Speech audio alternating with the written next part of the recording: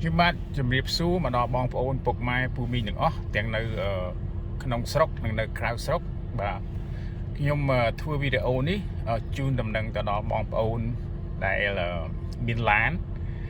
ហើយចង់ថែរក្សាឡានហ្នឹងឲ្យបានប្រើឲ្យបានយូរឆ្នាំហើយឲ្យវាដូចថ្មីជាពិសេសខ្ញុំដូចនៅក្នុងឡាននេះមានលោតភ្លើងទៅមើលខ្ញុំវាមានលោតភ្លើងដាក់ថា service engine soon ហើយខ្ញុំនឹងមានវិធានការខ្ញុំនឹងប្រាប់បង្ហាញគឺមានប្រេងមួយយ៉ាងគេហៅប្រេង fuel system cleaner ប្រេងហ្នឹងអាចធ្វើឲ្យ engine នឹងបាត់ទៅបានព្រោះអីភាគច្រើនយើងមើល mileage ឡានខ្ញុំឲ្យមើលឃើញទេវា169,000 ម៉ាយហើយវា over មកជុំវាចិត្ត 2,000 ម៉ាយហើយឡានដែលចាស់ហ្នឹងហើយឡានដែលចាស់តំណហ្នឹងយើងគេតម្រូវឲ្យយើងប្រើប្រេងមួយយ៉ាងទៀតគឺប្រេងគេហៅថាប្រេងនេះ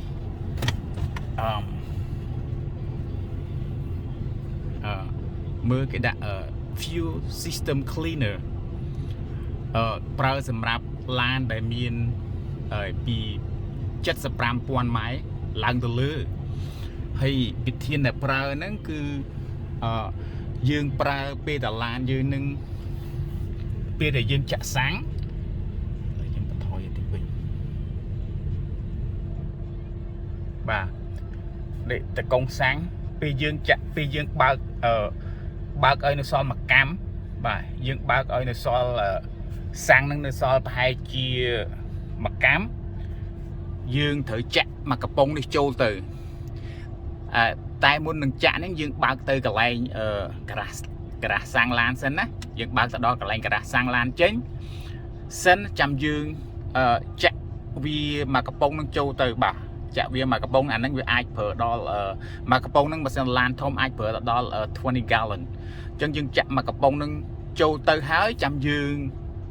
បំពេញសាំងឲ្យពេញមួយថេងរបស់យើងហ្នឹងបាទណាបំពេញឲ្យវា full ឲ្យវាពេញមួយថេងរបស់ហ្នឹងមកហើយយើងបើកវាបាទបើកវាអស់ប្រហែលជាបើកធ្វើម៉េចឲ្យអស់កាលណាយើង feel ពេលយើង feel ហ្នឹងវា mix ដូចថាវាកោវាវិលហ្នឹងវាធ្វើឲ្យបូកបញ្ចូលគ្នាទៅវាសប់ហើយពេលយើងបើកទៅពេលដែលយើងបើកគឺទឹកសាំងហ្នឹងវា clean machine បាទវា clean machine ដូចជា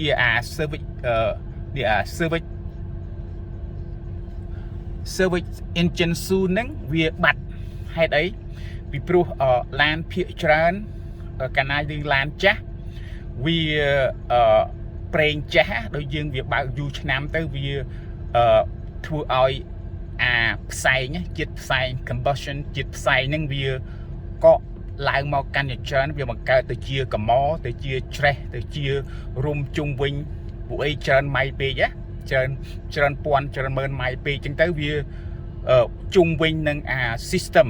ជុំវិញនឹង piston ជុំវិញនឹងក្បាលមើស៊ីជុំវិញនឹង sensor system sensor ជុំវិញនឹងគ្រឿងវាហ្នឹងដល់ពេលទៅវាប៉ះពាល់ដល់នឹង sensor វាហ្នឹងវាលូតភ្លើងឡើងមកអញ្ចឹងតែខ្ញុំសូមបញ្យល់បន្តិចពេលបងប្អូនពុកម៉ែបើកបើសិនតែឃើញលឿនឡានលូតភ្លើងដាក់ថាservice engine soon ឃើញលូតភ្លើងអញ្ចឹងណាបងប្អូនពុកម៉ែត្រូវយកទៅជាងបាទយកទៅឲ្យជាងគេពិនិត្យមើលសិនបាទមុននឹងប្រើប្រេងហ្នឹងយកទៅឲ្យជាងហ្នឹងគេពិនិត្យមើលជួនកាលវាខូចគេហៅថាជួនកាលវាឲ្យយើងដឹងនឹងក្នុងមួយអាទិត្យហ្នឹងពីរអាទិត្យហ្នឹងបើសិនយើងឲ្យយកទៅជាងវាអាចងាប់តាមផ្លូវពីព្រោះអីខ្ញុំធ្លាប់មានបញ្ហាម្ដងជាច្រើនឆ្នាំមុនប្រហែល 4-10 ឆ្នាំមុនវាលូតភ្លើងអញ្ចឹងឯងមិនមែនឡានហ្នឹងឯងឡានផ្សេងទេក៏ប៉ុន្តែលូតភ្លើងហ្នឹងមកខ្ញុំអត់មានពេលទៅក្នុងមួយអាទិត្យប្រហែលជា 4 ថ្ងៃក្រោយមកងាប់កណ្ដាលផ្លូវបាទងាប់កណ្ដាលផ្លូវយកទៅជាង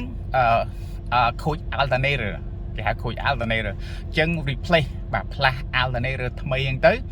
ដើរវិញទៅហើយអានេះក្បួននេះបើសិនណាបងប្អូនបើកទៅឃើញភ្លើងអញ្ចឹងបងប្អូន កុំ reset វាកាលណាយើង reset វាយើងអាចជួសជុលវាមានមូលហេតុអ្វីមួយបាទវាលូតភ្លើងឲ្យយើងដឹងវាមិនមែនចេះតែលូតភ្លើងទេអញ្ចឹងណាកាលណាវាលូតភ្លើងហើយយើងទៅ reset វាឲ្យវាបាត់អាភ្លើងនឹងវិញយើងអត់បានជួសជុលវាដូចថាវាមានជំងឺវានៅតែដដែលយើងគ្រាន់តែបំបត្តិអត់ឲ្យមានអាសាញអាសញ្ញានឹងចេញមកអញ្ចឹងវាអត់យូរឆាប់វានឹងខូចវិញដដែលអញ្ចឹងវាលូតភ្លើងនឹងវាមានបញ្ហាអ្វីមួយនៅក្នុងគ្រឿងម៉ាស៊ីនហ្នឹងឲ្យយើងដឹងយើងត្រូវតែជួសជុលវាដើម្បីកុំឲ្យវាខូចទៅថ្ងៃមុខជួនកាលបងប្អូនបើកទៅតាមផ្លូវឆ្ងាយចិត្តក្តីឆ្ងាយក្តីចាំបែរយើងបើកទៅតាមផ្លូវ highway ធំក្តីហ្នឹងដល់ពេលវាលុតកដាផ្លូវអញ្ចឹងយើងអាចមានគ្រោះថ្នាក់ប៉ះពាល់ដល់អាយុជីវិតទាំងយើងទាំងអ្នកគ្នាអត់ដឹងអីស្ទះចរាចរណ៍ប៉ះពាល់ដល់ជីវិតទាំងសងខាងអញ្ចឹងយើងត្រូវមានការប្រុងប្រយ័ត្នបើសិនណាមានភ្លើង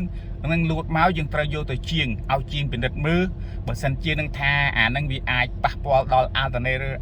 នឹងវាឲ្យភ្លើងអត់គ្រប់ទេណាវាឲ្យភ្លើងអត់គ្រប់ឲ្យយូរឆាប់វានឹងខូចអញ្ចឹងបងប្អូនត្រូវតែផ្លាស់ថ្មីជាងគេ recommend ហ្នឹងគេតម្រូវថាអ្នកឯងត្រូវតែផ្លាស់ថ្មីបើអត់ផ្លាស់ថ្មីទៀតហ្នឹងវានឹងខូចក្នុងមួយ2អាទិត្យ3អាទិត្យឬក៏មួយខែអញ្ចឹងបងប្អូនផ្លាស់ទៅកុំស្ដាយលុយអាយុជីវិតសំខាន់ជាងអញ្ចឹងយើងផ្លាស់ទៅ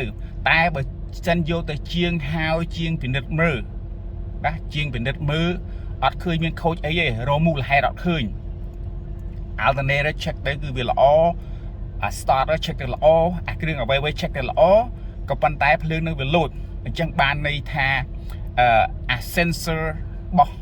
ឡានហ្នឹងវាច្រេះវាពោពេញតែដោយដែលយើងប្រើច្រើនម៉ៃលេខឡានពេកទៅវាកក់មកជាតិកម្មជាតិច្រេះជាតិអីប៉ះពាល់ដល់អា sensor ហ្នឹងវាលូតភ្លើងឡើងមកអញ្ចឹងពិធីកម្ចាត់អាហ្នឹងហើយនឹងធ្វើឲ្យឡានបងប្អូននឹងបើកទៅស្ទុះប្រេងមួយយ៉ាងដែលខ្ញុំបង្ហាញនឹងឲ្យចាក់នេះប្រេងហ្នឹងបងប្អូនអាចទិញមកក្រុមហ៊ុនផ្សេងគ្នាតែឲ្យតែដាក់ថា a few system cleaner អាហ្នឹងគេពេលយើងចាក់ហ្នឹងប្រើឡានដែលប្រើសាំងឯងប្រើម៉ាស៊ូតអត់បានទេបាទគេដាក់ឲ្យប្រើសាំងពេលយើងចាក់ទៅវា clean ក្នុងនេះខ្ញុំបង្ហាញឲ្យមើលវាដាក់ថា clean protect for high mileage អញ្ចឹងបានវានឹងសម្អាតហើយនឹងវាការពារម៉ាស៊ីននឹងឲ្យប្រើបានល្អហើយសម្រាប់ឡានវាដាក់ថាសម្រាប់ឡានដែលមានពី75,000 ម៉ៃឡើងទៅលើយើងអាចប្រើបានជាប្រហែលជា 3,000 ម៉ៃជារៀង 3,000 ម៉ៃយើងអាចផ្លាស់វាម្ដងអញ្ចឹងយើងអាចពេលឡានបងប្អូននឹងបើកទៅមួយជុំឬក៏មួយជុំជាងដូចឡាននេះអញ្ចឹងវាចិត្ត2ជុំហើយវា 169,000 ម៉ែអញ្ចឹងយើងអាចចាក់វាមកកំប៉ុងហ្នឹងទៅពេលឡានបងប្អូននៅសល់មួយកាំបាទនៅសល់មួយកាំបើកទៅកន្លែងក្រាស់សាំងទិញអានឹងហើយចាក់វាចូលទៅហើយចាំចាក់សាំងហាមកុំឲ្យ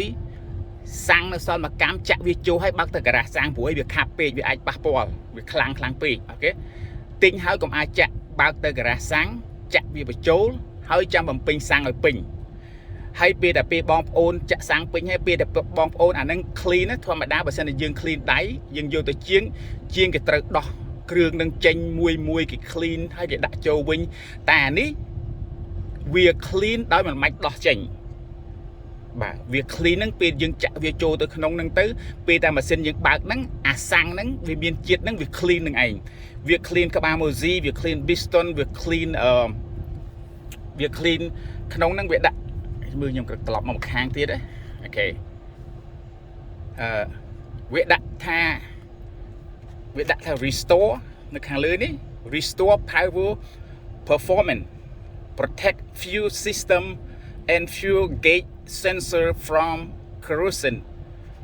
help maximize fuel economy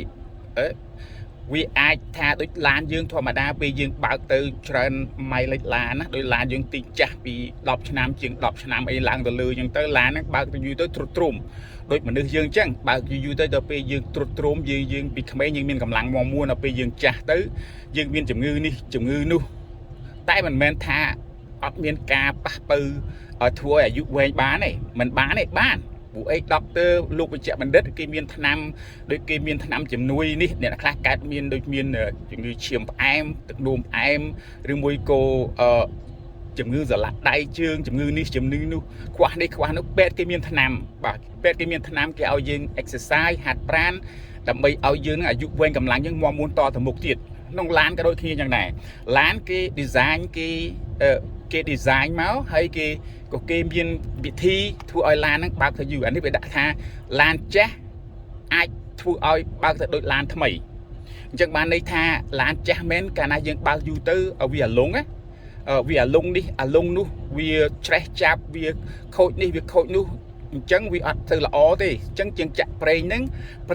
វានឹងជំនួយ power វានឹងជំនួយធ្វើឲ្យកុំឲ្យពួកអីម៉ាស៊ីនយើងវាឡោកអា piston ក៏វាអាលុងអា ring អីស្អីហ្នឹងក៏វាអាលុងស្អីហ្នឹងអញ្ចឹងអាប្រេងហ្នឹងវាជំនួយបាទវាជំនួយហ្នឹងធ្វើឲ្យឡានហ្នឹងបើកទៅវាមិនដូចថ្មី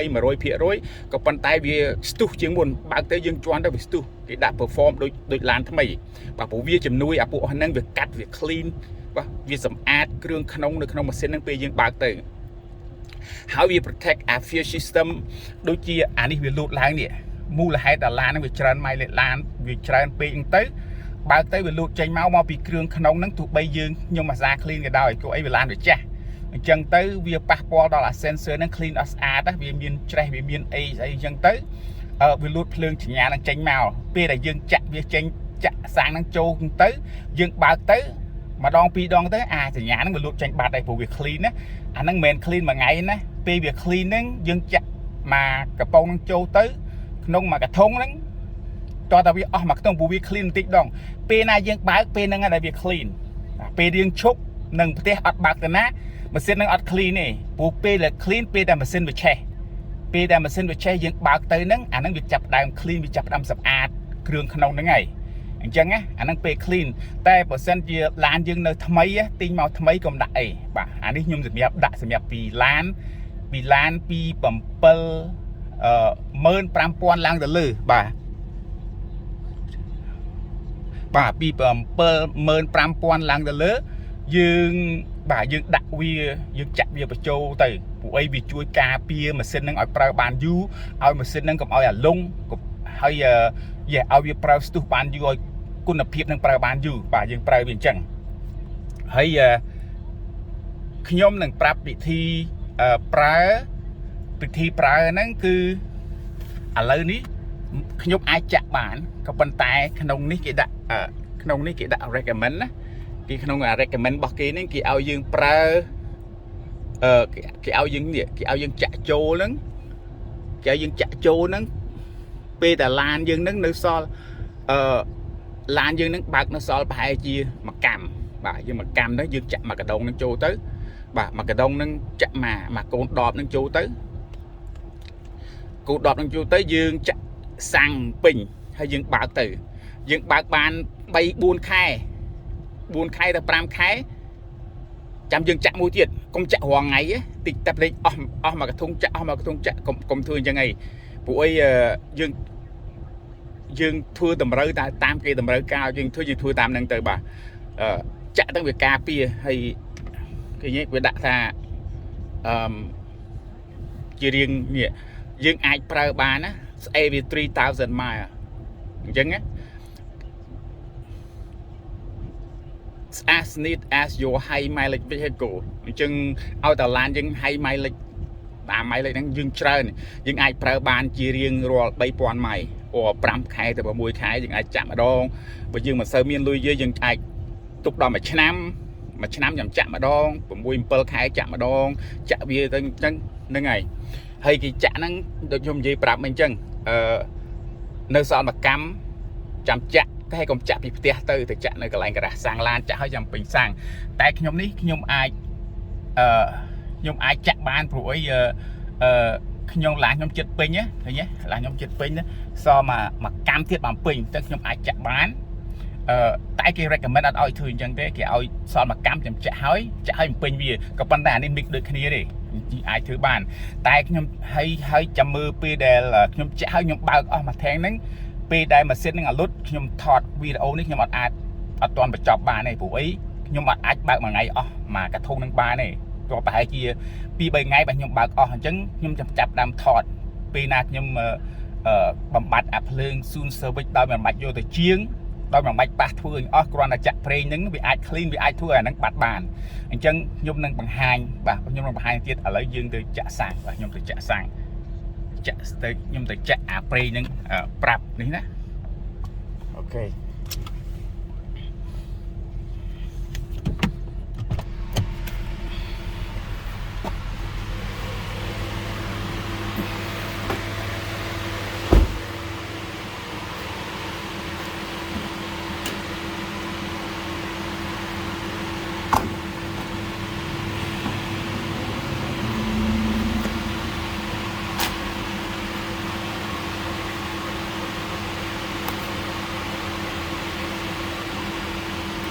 អូខេខ្ញុំដោះកន្លែងដោះរហូតវាហើយវាមានក្រុមហ៊ុនវាមានច្រើនក្រុមហ៊ុនបាទគ្រាន់តែឲ្យចាំវាដាក់ថា fuel system cleaner នេះអក្សរនេះ fuel system cleaner បាទម៉ាក់ក្រុមហ៊ុនអីក៏បានដែរបាទចា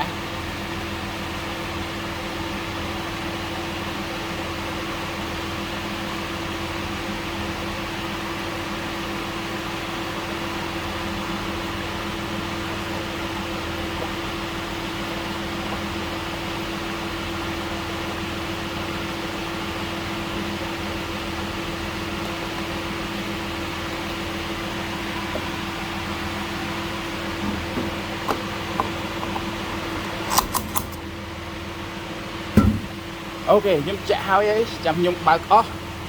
មកកធុងហ្នឹងខ្ញុំនឹងយើងនឹងថតបំពេញវីដេអូនឹងបញ្ចប់វីដេអូឲ្យមើលអូខេអរគុណប៉ុណ្ណឹង